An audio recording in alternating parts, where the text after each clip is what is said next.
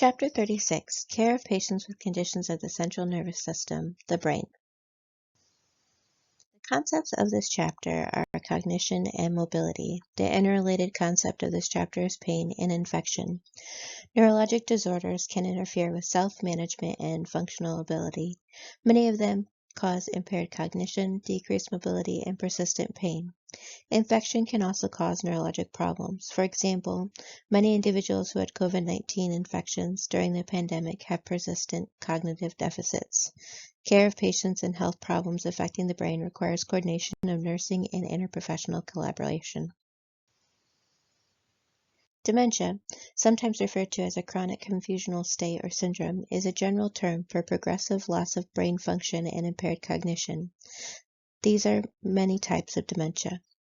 Alzheimer's disease is clinically considered the most common type of dementia that affects people older than 65.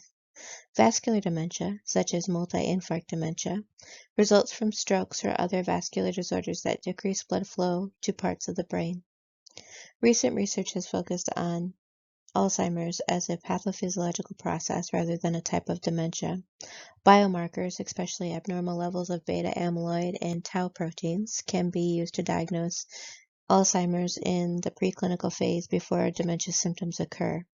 Not every individual with preclinical Alzheimer's develops dementia, but they are at an increased risk for the disease. Dementia is not a normal physiologic change of aging.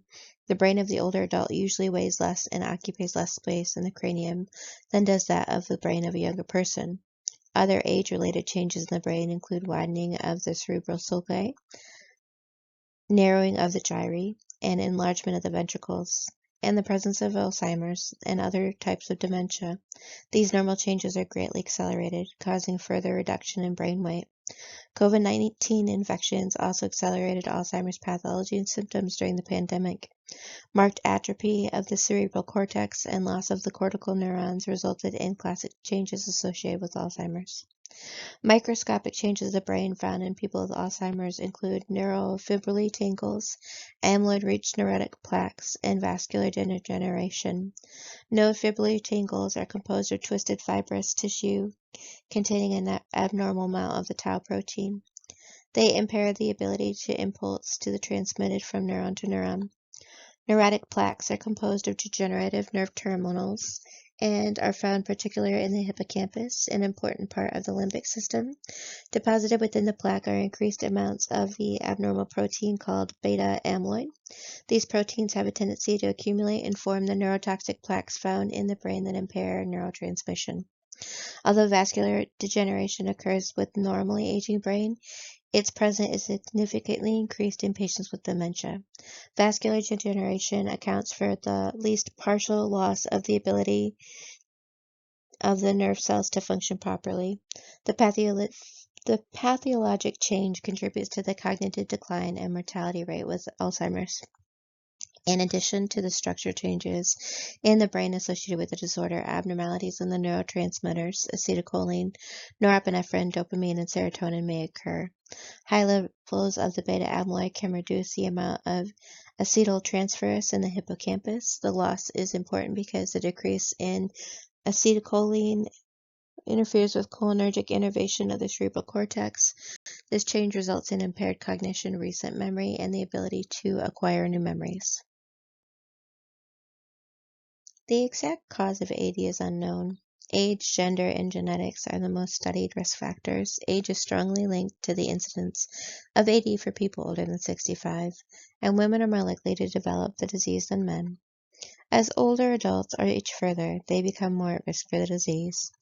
Recent research has demonstrated that during menopause, increased serum follicle-stimulating hormones binds to FSH receptors on neurons in the brain, activating the pathway that accelerates the formation of amyloid plaques and tau protein. These abnormal proteins impair neural transmission as described in the pathophysiology review section. Common risk factors for AD and other dementia include cardiovascular disease, decreased hearing, smoking, and depression. Other risk factors for AD that have been studied include traumatic brain injury, environmental agents, inflammation, immunologic changes, excessive stressing, and sleep deprivation. There is also a high incidence of Alzheimer's in people who have Down syndrome. There is a significant increase in both the incidence and prevalence of Alzheimer's disease after 65 years of age, although the disease may affect people anywhere from 40 years and older. Although not common, when Alzheimer's is diagnosed in people in their 40s and 50s, it is referred to as younger or early onset Alzheimer's disease. 1 in 9 people in the United States over 65 years of age has AD. 72% are age 75 or older. It is the 6th leading cause of death and one of the major causes of mental health disability in older adults. There is no proven way to prevent AD. However, research is ongoing. Many patients with AD have other chronic health problems such as diabetes, stroke, and atherosclerosis. Maintaining a healthy lifestyle helps prevent these conditions and can assist in controlling them. Eating a well-balanced diet and exercising not only increases muscle tone and strength, but also may decrease cognitive decline. Potentially harmful lifestyle habits that increase the individual's risk for stroke and cardiovascular disease should be avoided, such as smoking and excessive alcohol intake. We want to be aware that some patients may not be able to consume a well-balanced diet due to food insecurity. Other patients may not engage in exercise or other self-care strategies due to high stress about the ability to meet basic needs such as housing or food. We want to teach patients about community resources that can assist individuals who are struggling to meet these needs. A thorough history and physical assessment are necessary to differentiate Alzheimer's disease from other possible reversible causes of impaired cognition. Some patients experience cognitive impairment as acute confusion or delirium. Patients who have delirium are at an increased risk for delirium when hospitalized or admitted to an assisted living or long-term care setting. We want to obtain information from family members or significant others because the patient may be unaware of cognitive changes, deny their existence, or cover them up. Some family members often do not recognize or may deny early changes in their loved one as well. Others may recognize subtle changes early in the disease process. The most important information to be obtained is the onset, duration, progression, and course of the symptoms. Question the patient and the family about changes in memory or increased forgetfulness and about the ability to perform ADLs or instrumental activities of daily living. Ask about current employment status, work history, military history, ability to fulfill household responsibilities, including cleaning, grocery shopping, and preparing meals. Include inquiring about changes in driving ability, ability to handle routine financial transactions, and language and communication skills. In addition, document any changes in personal and behavioral. Assess functional status for complex chronic conditions such as dementia is recommended. Core measure of the Centers of Medicare and Medicaid Services. There are stages in the Alzheimer's disease. The Alzheimer's Association in the United States recognizes an asymptomatic clinical, preclinical phase during which changes are occurring in the brain, followed by 3 clinical phases of Alzheimer's dementia. There's the early stage, mild stage, and the late stage. When assessing the patient, recall that AD is a chronic progressive disease and that an overall predictable course. However, the patient does not necessarily progress from one stage to the next in an orderly fashion. A stage may be bypassed or patients may exhibit symptoms of one or several stages. Each patient exhibits different disease stages and signs and symptoms. Consequently, most authorities recognize AD as a continuum. The typical symptoms and behaviors associated with the 3 clinical phases are outlined. Changes in cognition. We'll see cognition is a complex integration of mental process and intellectual function for the purpose of reasoning, learning, and memory. Therefore, we assess the patient for deficits in their abilities for attention and concentration, judgment and perception, learning and memory, communication and language, and speed of information processing. One of the first symptoms of AD is short-term memory impairment. New memory and deficits in information retrieval result from dysfunction in the hippocampal, frontal, or parietal region. Alterations in communication ability, such as apraxia or inability to form words or use objects correctly, aphasia or the inability to speak and understand, and anomia, inability to find words, and agnosia, the loss of sensory comprehension, including facial recognition, are due to dysfunction of the temporal and parietal lobes. Frontal lobe impairment causes problems with judgment and inability to make decisions, decreased attention span, and a decreased ability to concentrate. As the disease progresses to later stage, the patient loses all cognitive abilities, is totally unable to communicate, and becomes less aware of their environment. We want to assess the patient for memory loss, communication problems, and issues with judgment and concentration.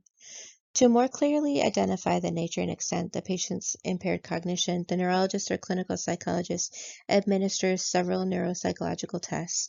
The tests selected depend on the clinical preference and the ability of the patient to participate in the testing. All the tests focus on cognitive ability and may be repeated over time to measure changes. The Fulton's Mini Mental State Exam is a classic example of a tool used to determine the onset and severity of cognitive impairment. The Mini Mental State Exam is also known as the Mini Mental Exam. The MMSE assesses 5 major areas: orientation, registration, attention and calculation, recall, and speech language, including reading.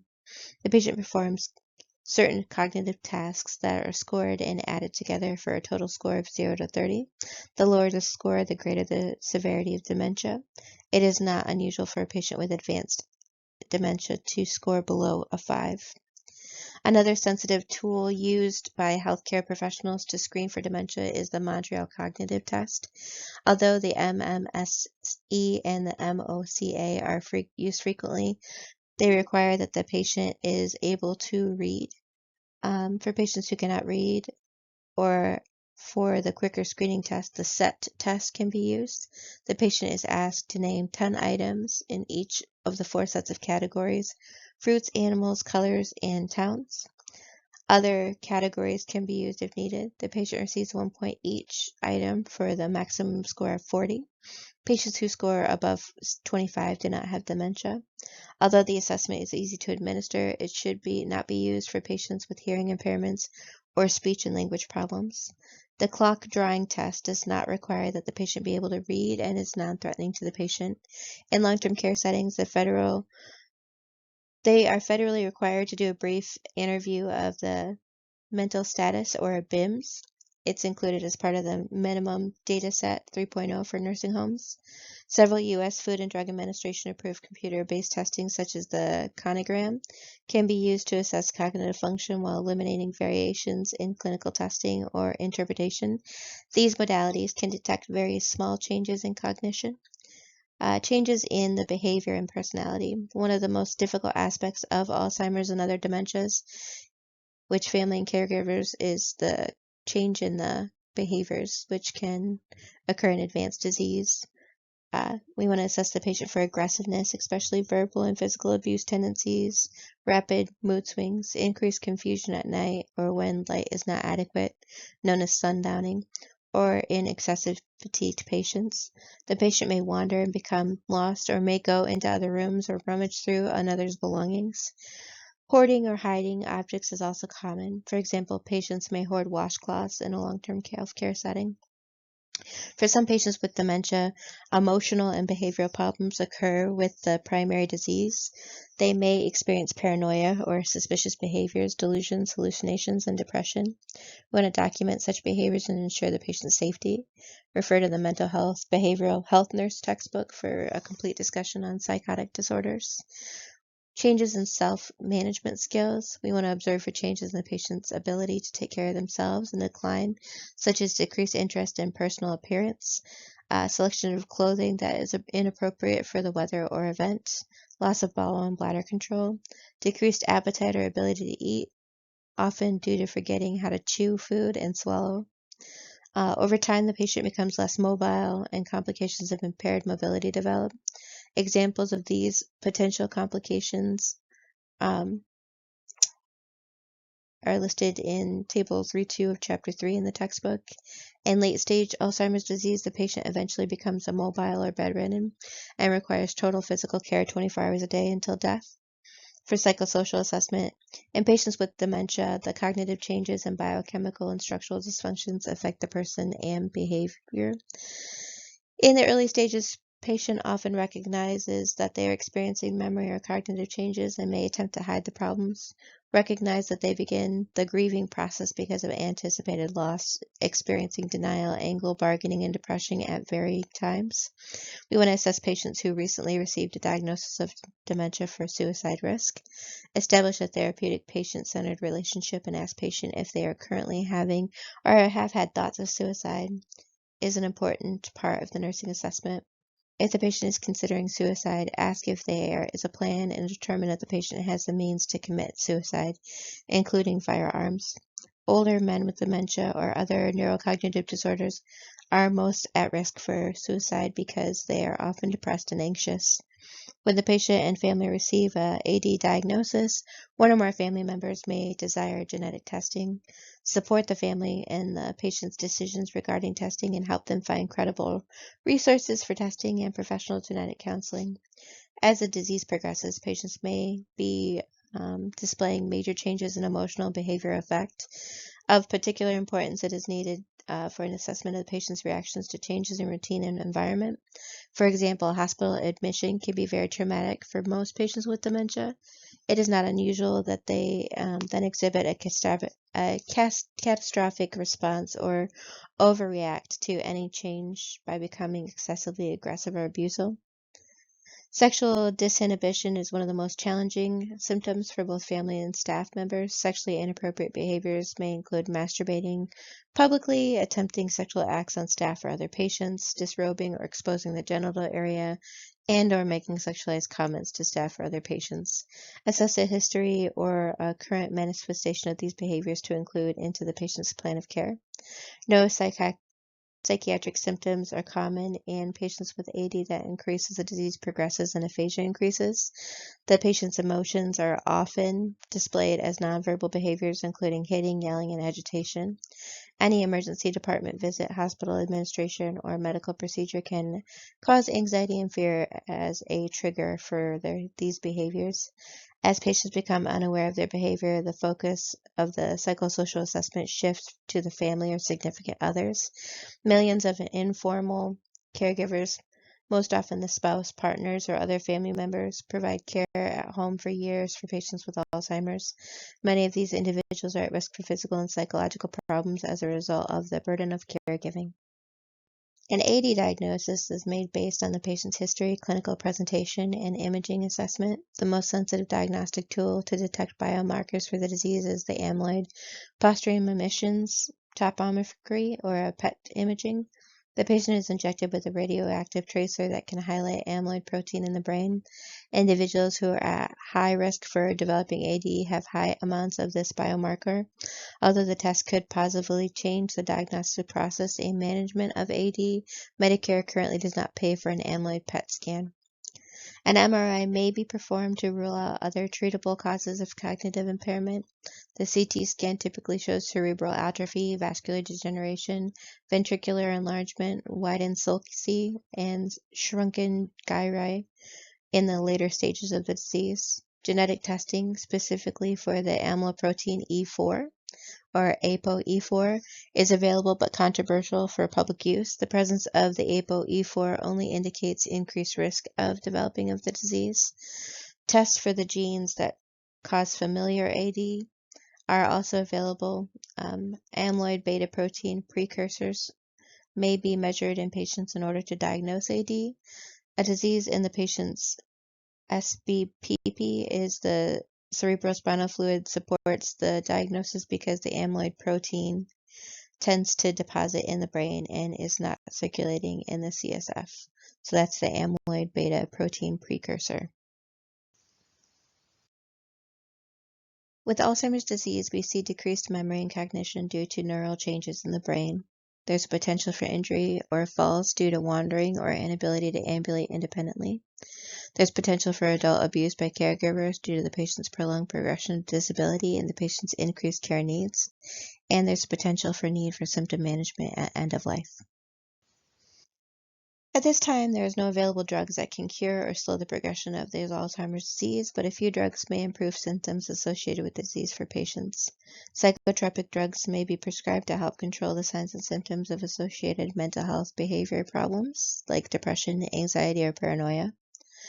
Cholinesterase inhibitors are drugs approved for treating AD symptoms. They work to improve cholinergic neurotransmission in the brain by delaying the destruction of acetylcholine by the enzyme cholinesterase.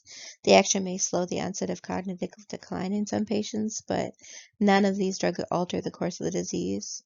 In some cases, cholinesterase inhibitors can improve functional ADL mobility. Examples include medications such as Aricept. Namenda is a first of a newer class of drugs that is a low to moderately affinity N-methyl D-aspartate receptor agonist. Overexcitation of the MMDA receptors by the neurotransmitter glutamate may play a role in AD. This drug blocks excessive amounts of glutamate that can damage nerve cells. It is indicated for advanced AD and has been shown in some patients to slow the pace of the deterioration. Namenda may help maintain patient function for a few months longer. Some patients also have improved memory and thinking skills. This drug can be given with Aricept. When we look at home care management, we look at respite care, helping the people who are the caregivers at home to have a break from doing the 24/7 care of the patient. We talk about self-management education and reasonable and realistic goals for the family to implement. And then we talk about resources like the Alzheimer's Association. It's important that we explain changes in routine to the patient before they occur, repeating the explanation immediately before the changes take place. Clocks and single-date calendars also help the patient maintain day-to-day orientation to the environment in the early stages of the disease process. For the patient with early disease, reality orientation is usually appropriate. We want to teach family members and healthcare staff to frequently reorient the patient to the environment. Remind patients what day and what time it is, where they are, and who you are. For the patient in the later stages of Alzheimer's or dementia, reality orientation does not work and often increases agitation. The interprofessional healthcare team uses validation therapy for the patient with moderate to severe Alzheimer's. In validation therapy, the staff member recognizes and acknowledges the patient's feelings and concerns. For example, if the patient is looking for mother, ask about what mother looks like and what she might be wearing. The response does not argue with the patient, but also does not reinforce the patient's belief that mother is still living. As the disease progresses, altered thought processes affect the ability to perform ADLs. We want to encourage the patient to perform as much self-care as possible and to maintain independence in daily living skills for as long as possible. For example, in the home setting, complete clothing outfits placed on a single hanger allow the patient's selection. When possible, the patient should participate in meal preparation, grocery shopping, and other household routines.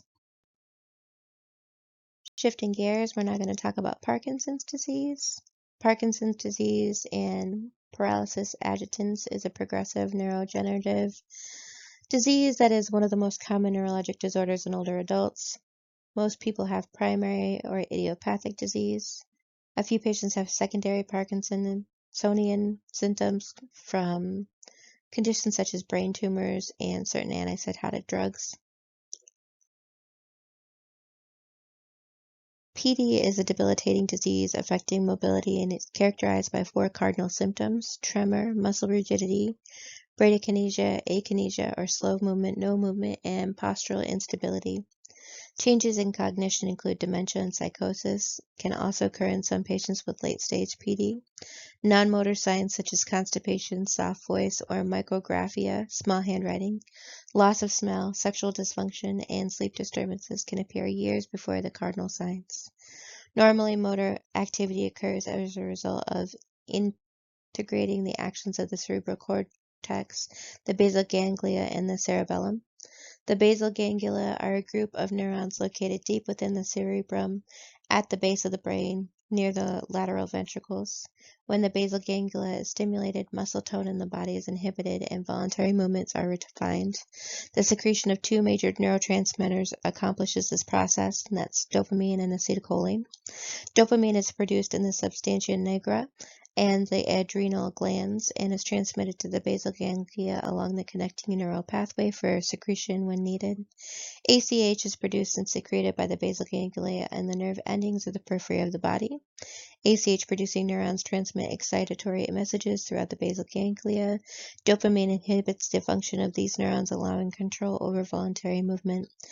This symptom of checks and balances usually allows for refined coordinated movement, such as picking up a pencil and writing. In PD, widespread degeneration of the substantia nigra leads to a decrease in the amount of dopamine in the brain. An abnormal protein, alpha-synuclein, has been found in the brain and body cells and is thought to be the major cause for this degeneration.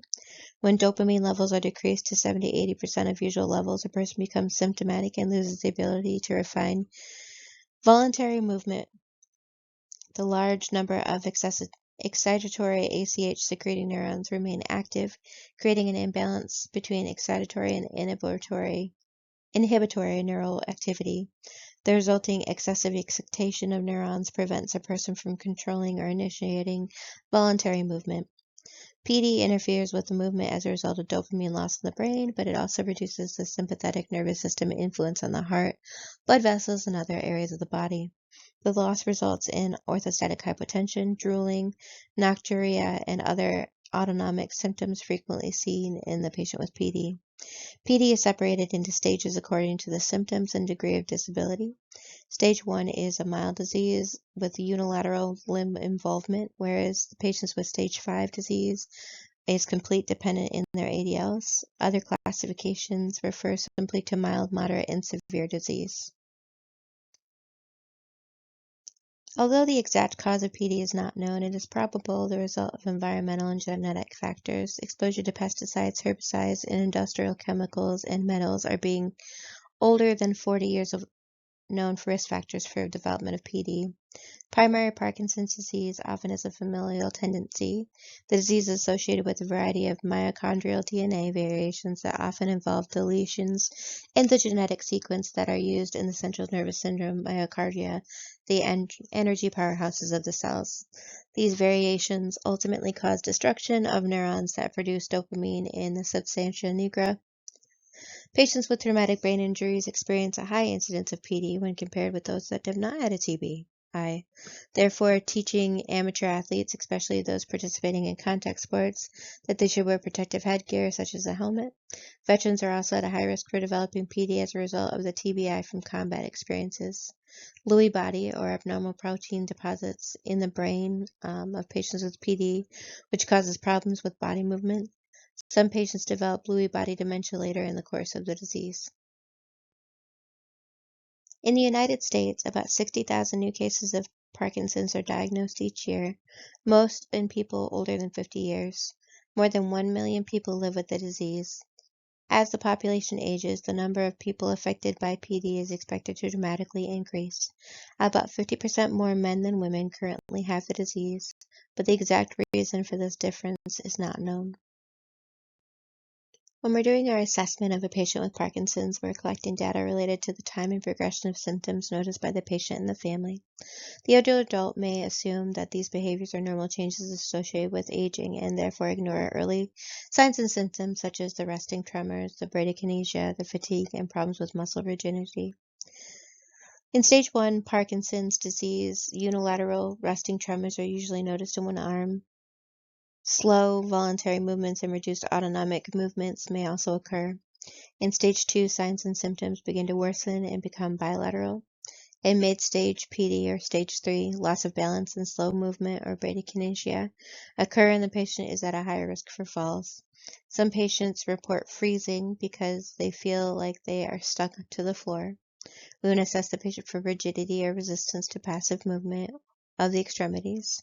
Rigidity is present early in the disease because process and progresses over time. We want to observe the patient's ability to relax a muscle or move a selected muscle group and observe the patient's gait, posture, and ability to ambulate with or without ambulatory aids. Due to increased muscle stiffness, patients in stage 4 require a walker to ambulate and assist with ADLs. Changes in facial expression or a mask-like face with wide open, fixed, staring eyes is caused by rigidity of the facial muscles.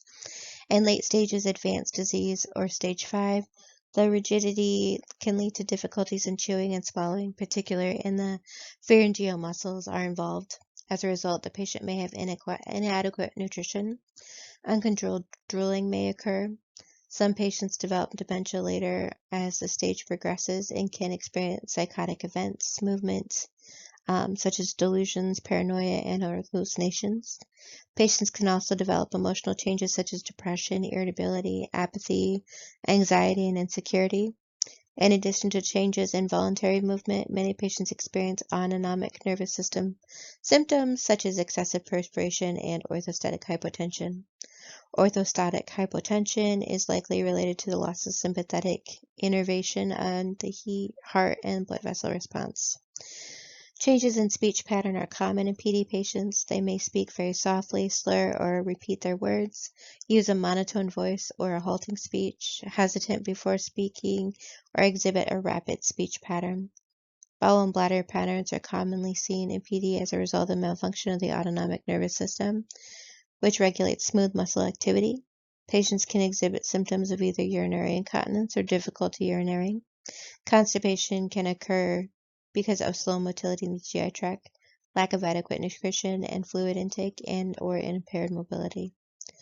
Laboratory and imaging assessments. The diagnosis of PD is made based on clinical findings after other neurologic disease has been eliminated as possibilities.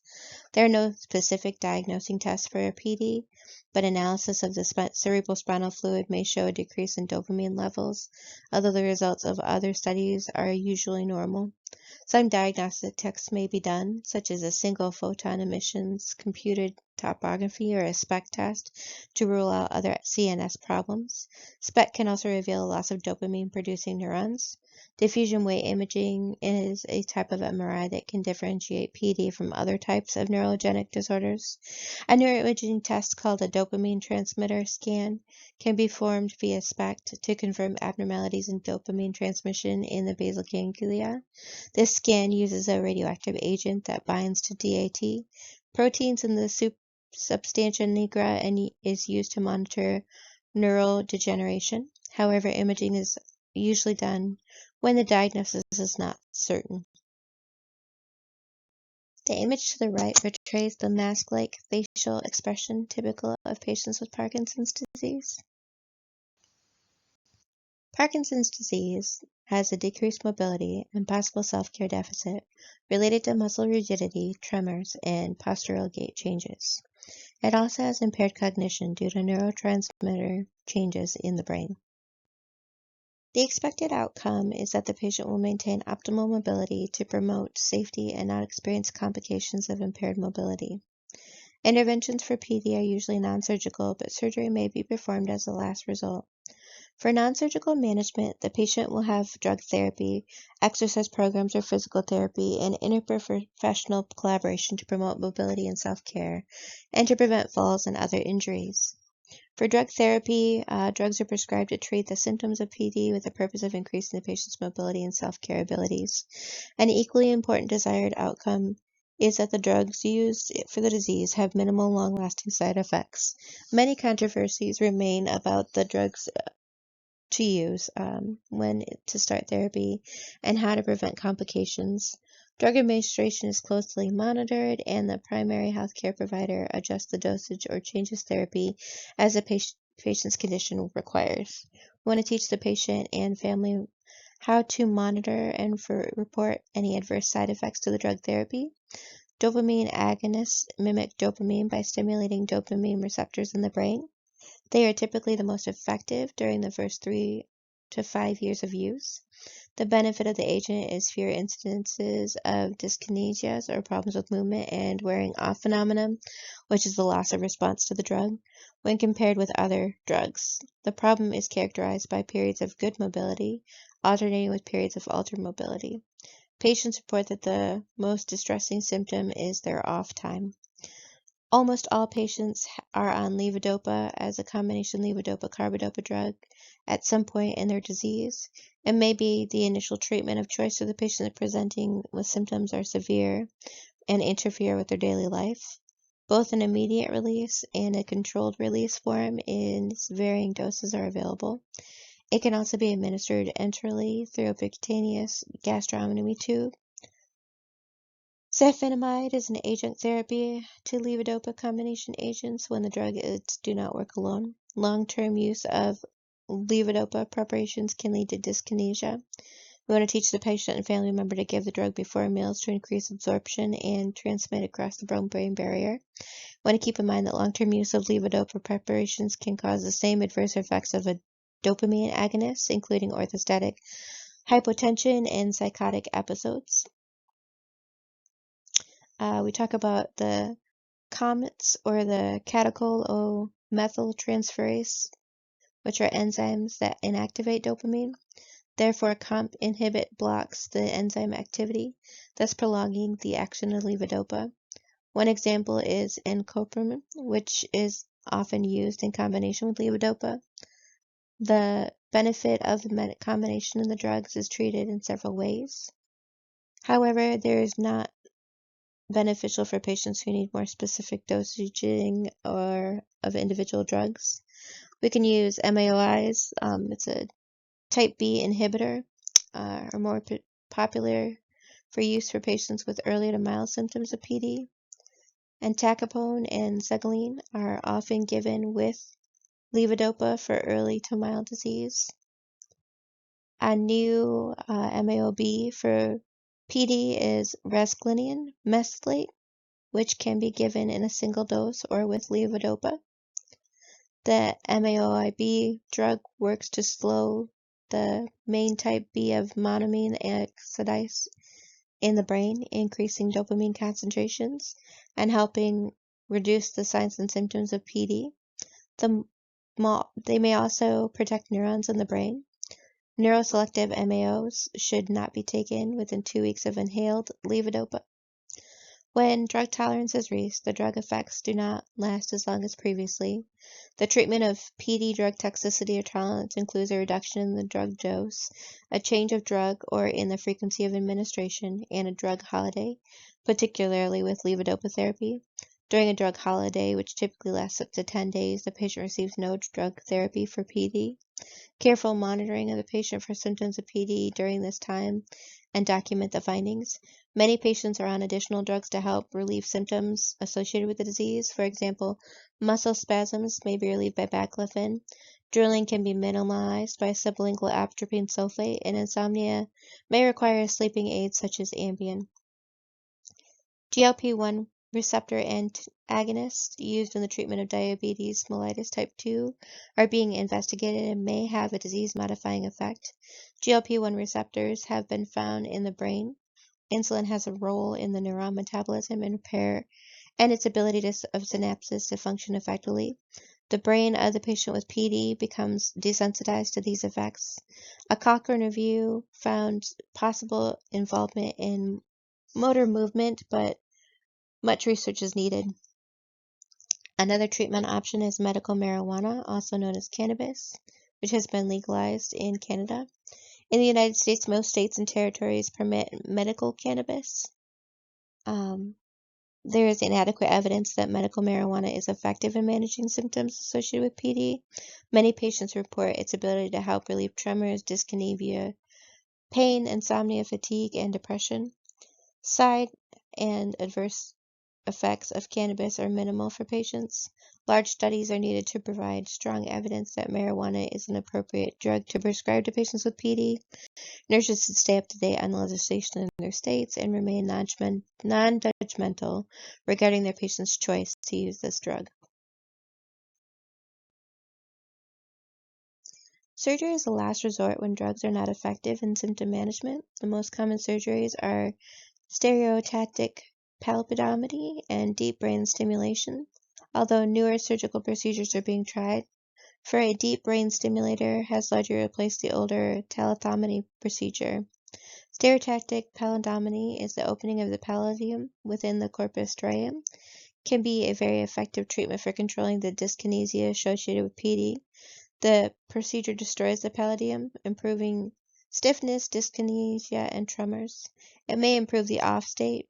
However, it is rarely performed today. Focused ultrasound destruction of specific areas of the brain tissue is another uncommon but approved procedure. Deep brain stimulation is approved for the treatment of PD.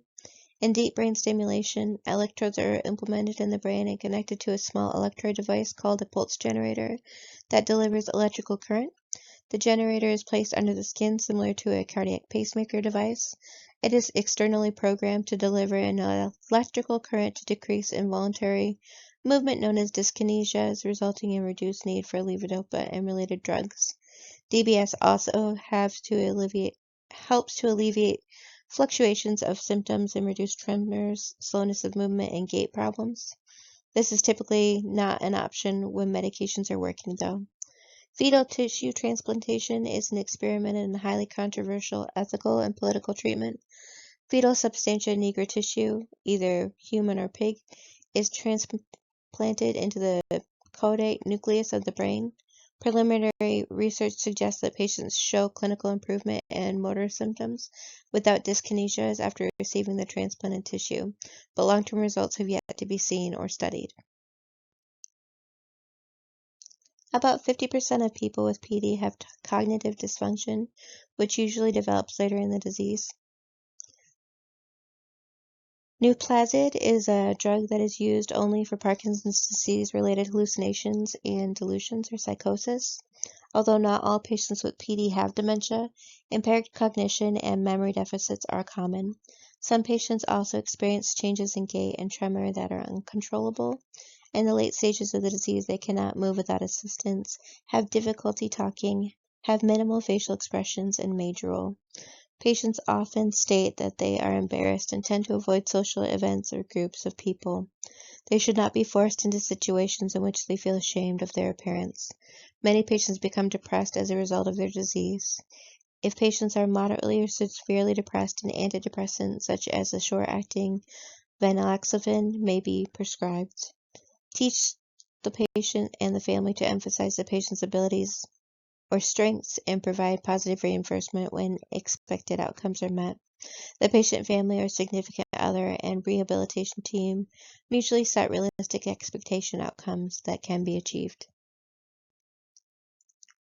Moving right on to migraines. Most individuals experience some type of headache during their lifetime from a variety of causes, such as low blood sugar, sinus infection, alcohol, and stress. These headaches are acute and temporary and often resolved by managing the cause of the headache and/or with mild analgesics such as acetaminophen. Some adults have specific types of headaches that are severe, debilitating pain, and reoccur. The most common type is migraine headache. This type of headache is most likely to affect quality of life when compared with others less common types. A migraine headache is a common clinical syndrome characterized by recurrent episodes, attacks of the head pain with severe no protective purpose. Migraine headache pain is usually described as throbbing and unilateral. Migraines are often accompanied by associated symptoms such as nausea or sensitivity to light, sound, or head movement and can last from 4 to 72 hours. They tend to be familial, and women are affected more commonly than men. Women diagnosed with migraines are more likely to have major depressive disorder. Migraine sufferers are also at risk for stroke and epilepsy. The cause of migraine headaches is not clear. Currently, the most widely accepted theory includes a process that both activates and sensitizes the trigeminovascular system, or the TVS. When the TVS is activated, a signal is produced and travels to the neurons of the trigeminal complex, mediated by the neurotransmitter calcitonin gene-related peptide. The CGRP is a potent vasodilator released during a migraine and is thought to play a major role in the sensation of migraine and related pain. Genetic, hormonal, and environmental factors may play a role as well. Activation of the trigeminal nerve pathways contribute to the cascade of events that activate neuroreceptors. Substances that increase sensitivity to pain, such as glucosamate, are synthesized through the trigeminal pathway. As cerebral arteries dilate, prostaglandins, or chemicals that cause inflammation and swelling, are released. Vasodilation, in turn, allows prostaglandin and other intravascular molecules to leak or extravasate, contributing to widespread tissue swelling and the sensation of throbbing pain. Many patients find that certain factors or triggers, such as caffeine, red wine, and monosodium glutamate, or MSG, tend to cause migraine headache attacks. Other triggers include high-intensity light, stress, excessive fatigue, change in weather, tyramine-containing products such as pickled products, aged cheese, smoked sausages, and beer, preservatives, artificial sweeteners. Each patient is different regarding their environmental factor trigger headaches. These stimuli are thought to initiate the cascade of events that cause migraines by activating hyperexcitability neurons, which become increasingly susceptible to these triggers and to the cascade of events that accumulate in migraine pain. Therefore, interprofessional care includes not only managing pain, but also disrupting the migraine cascade to decrease sensation and recurrent attacks.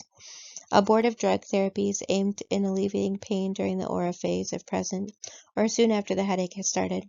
Some of the drugs used have major side effects, contraindications, and nursing implications. The primary healthcare provider must consider other medical conditions for the patient has been prescribed drug therapy. In general, the patient is started on low dose that is increased until the desired clinical effect may be obtained. Many new drugs are being investigated for these painful and often debilitating health problems. Mild migraines can often be relieved by acetaminophen. NSAIDs such as ibuprofen and naproxen may also be prescribed. In the United States and Canada, several over-the-counter NSAID drugs combined with caffeine for migraines are available. Caffeine narrows blood vessels by blocking adenosine, which dilates vessels and increases inflammation. Antiemetics may be prescribed to relieve nausea and vomiting. Metoclopramide may be administered with NSAIDs to promote gastric emptying and decrease vomiting. For more severe migraines, drugs such as triptans, dietins, ergotamine derivatives, and isomethoprene combinations are often needed. A potential side effect of these drugs is rebound headache, also known as medication overuse headache, in which other headaches occur after the drug relieves the initial migraine. Triptan preparations relieve the headache and associated symptoms by activating the 5-HT, or serotonin receptors, of the cranial arteries, the basal arteries, and the blood vessels of the dura mater to produce a vasoconstrictive effect. Examples are sumatriptan, elatriptan, naratriptan, and amlodipine. The older drug sumatriptan is available as an oral agent, injection, and nasal spray. For many patients, this drug are highly and quickly effective for pain, nausea, vomiting, and light and sound sensitivity with few side effects. However, sumatriptan may cause chest pain. Therefore, most triptans are contraindicated in patients with actual or suspected ischemic heart disease, cerebral ischemia, hypertension, and peripheral vascular disease, and in those with preseminal angina because of the potential for coronary vasospasm. Patients respond differently to drugs, and several types or combinations may be tried before the headache is relieved. Switching topics, now we're going to talk about seizures and epilepsy. A seizure is an abnormal, sudden, excessive, uncontrolled electrical discharge of neurons within the brain that may result in a change in the level of consciousness, motor or sensory ability, and/or behavior. A single seizure may occur for no known reason. Some seizures are caused by a pathologic condition of the brain, such as a tumor. In this case, once the underlying problem has been treated, the patient is often asymptomatic. Epilepsy is defined by the National Institute of Neurological Disorders and Strokes as a chronic disorder in which repeated unprovoked seizure activity occurs. It may be caused by an abnormality in electrical neuronal activity or an imbalance of neurotransmitters, especially the gamma-aminobutyric acid, or GABA, or a combination of both. There are different types of seizures. The International League Against Epilepsy recognizes several broad categories of seizure disorders, including generalized seizures, partial seizures, or a focal seizure, combined general and partial seizures, and unclassified or unknown seizures. 5 types of generalized seizures may occur in adults and involve both cerebral hemispheres. The tonic-clonic seizure, lasting 2 to 5 minutes, begins with a tonic phase that causes stiffening or rigidity of the muscles, particularly of the arms and legs, and immediate loss of consciousness. Clonic or rhythmic jerking, clonics, of the extremities follows. The patient may bite the tongue and become incontinent of feces or urine. Fatigue, acute confusion, and lethargy may last up to an hour after the seizure. Postictal state or an after-seizure state is described here. Occasionally, only tonic or clonic movement may occur. A tonic seizure is an abrupt increase in muscle tone, loss of consciousness, and autonomic changes lasting from 30 seconds to several minutes. The clonic seizure lasts several minutes and causes muscle contraction and relaxation. The myoclonic seizure causes a brief jerking or stiffening of the extremities that may occur singly or in a group. Lasting for just a few seconds, the contractions may be symmetric, both sides, or asymmetric, one side. And an atonic or akinesic seizure, the patient has a sudden loss of muscle tone, lasting for seconds, followed by postictal confusion. In most cases, these seizures cause the patient to fall, which may result in injury. This type of seizure tends to be most resistant to therapy. Partial seizures, also called focal or local seizures, begin in one part of the cerebral hemisphere. They are further subdivided into two main classes, complex partial seizures and simple partial seizures. In addition, some partial seizures can become generalized tonic-clonic, tonic, or clonic seizures. Partial seizures are most often seen in adults and generally are less responsive to medical treatment when compared with other types. Complex partial seizures may cause loss of consciousness, or syncope, or blackout for 1 to 3 minutes. Characteristic automatisms may occur in absent seizures.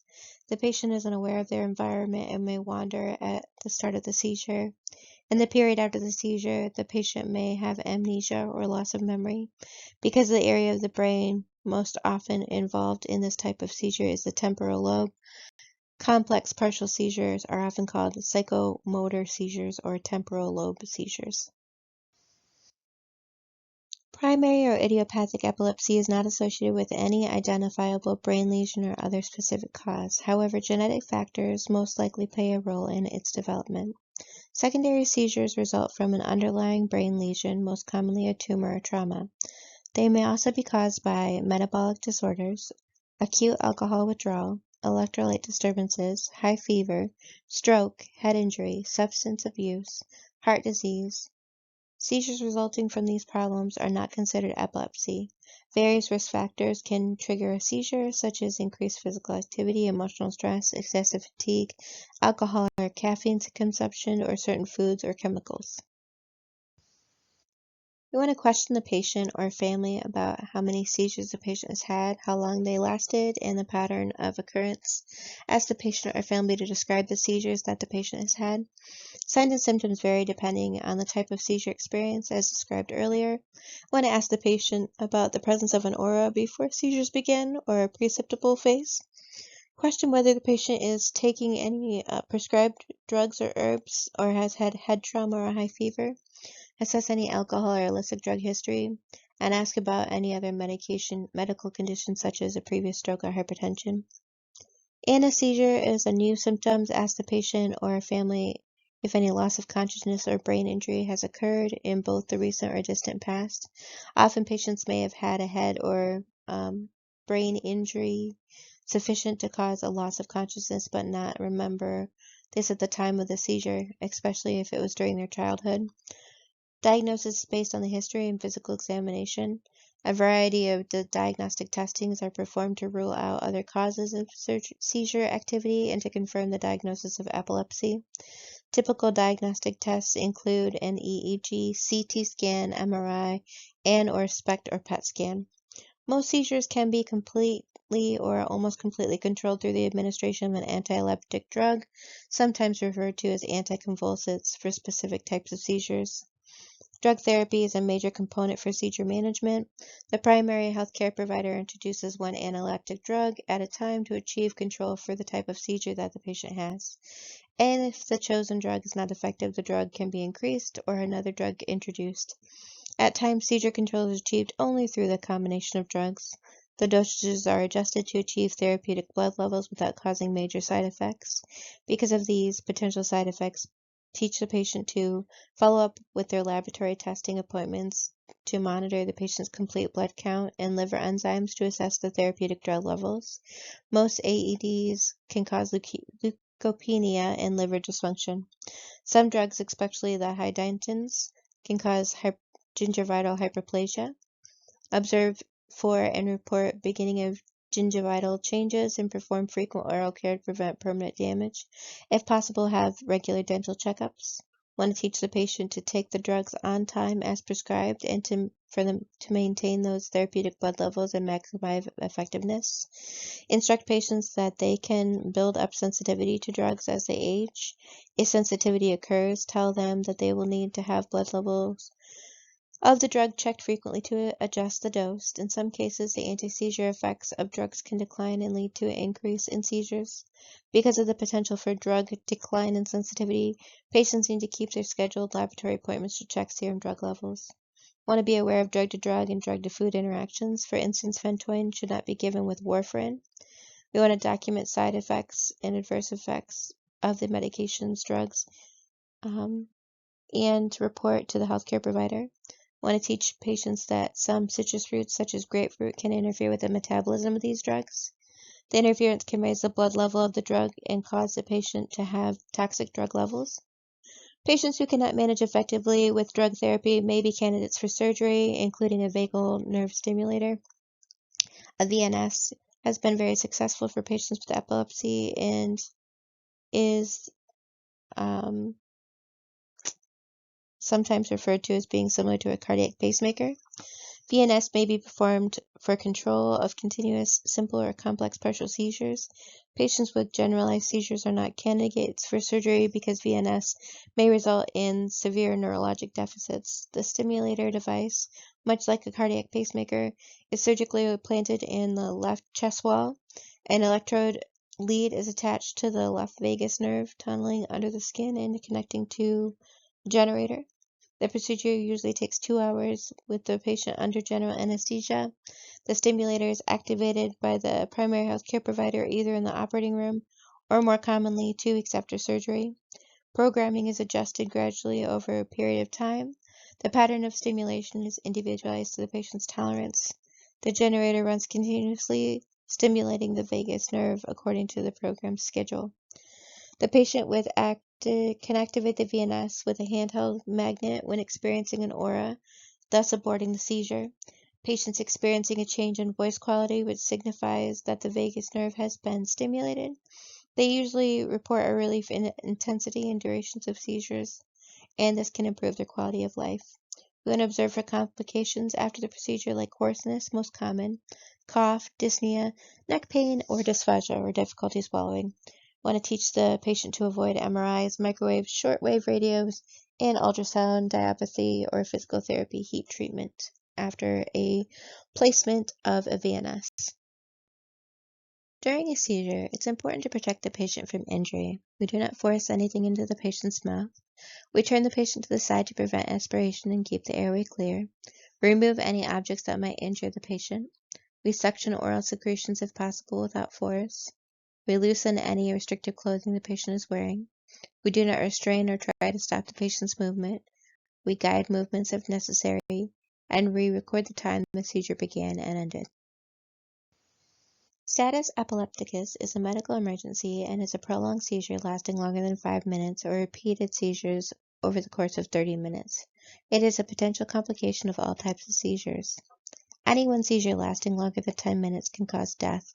Common causes of status epilepticus include sudden withdrawal from anti-epileptic drugs, infection, acute alcohol or drug withdrawal, a traumatic brain injury, cerebral edema, and metabolic disturbances. Brain damage and death may occur if the patient with tonic-clonic status epilepticus left untreated. Metabolic changes result, leading to hypoxia, hypotension, hypoglycemia, cardiac dysrhythmias, or lactic acidosis. Further harm to the patient occurs with muscle breakdown and myoglobin accumulates in the kidneys, which can lead to an acute kidney injury and electrolyte imbalances. This is especially likely in older adults. The drug of choice for treating status epilepticus are IV push lorazepam or diazepam. Diazepam rectal gel may be used instead. Lorazepam is usually given as over 2-minute period. This may be repeated if necessary. Care coordination and transition management. A balanced diet, proper rest, and stress reduction techniques usually minimize the risk for breakthrough seizures. We want to encourage the patient to keep a seizure diary to determine whether there are factors that tend to be associated with seizure activity. All states prohibit discrimination against people with epilepsy. Having appropriate employment has been recognized as a major burden of epilepsy.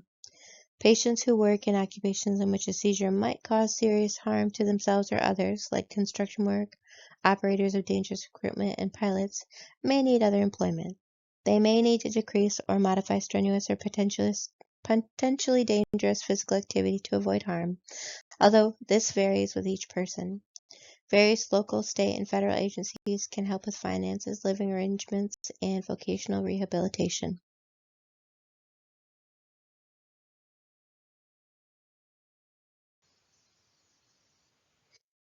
Seizure activity may occur when meningeal inflammation and infection spreads to the cerebral cortex. Inflammation can also result in abnormal stimulation of the hypothalamic area where excessive amounts of antidiuretic hormone, vasopressin, are produced. Excessive vasopressin results in water retention and dilution of serum sodium caused by increased sodium loss by the kidneys. This syndrome of inappropriate antidiuretic hormone, or SIDH, may lead to further increase in ICP.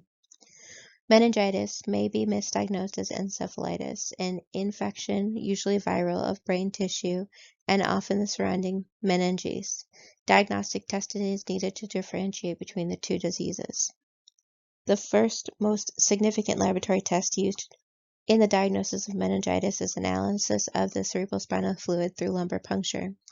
Patients older than 60 years, those who are immunocompromised, or those who have the most significant signs of ICP usually have a CT scan before the LP. If there will be a delay in obtaining the CSF, blood is drawn for culture and sensitivity. A broad-spectrum antibiotic should be given immediately after an LP unless the LP will be delayed. The CSF is analyzed for cell count, differential count, and protein. Glucose concentrations are determined, and culture sensitivity and gram stain studies are performed. Counter-immunoelectrophoresis, or CIE, may be performed to determine the presence of virus or protozoa in CSF. CIE is also indicated if the patient has received antibiotics before the CSF was obtained.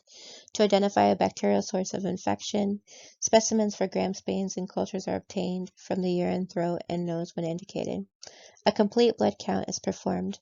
The white blood cell count is usually elevated, well above the normal value.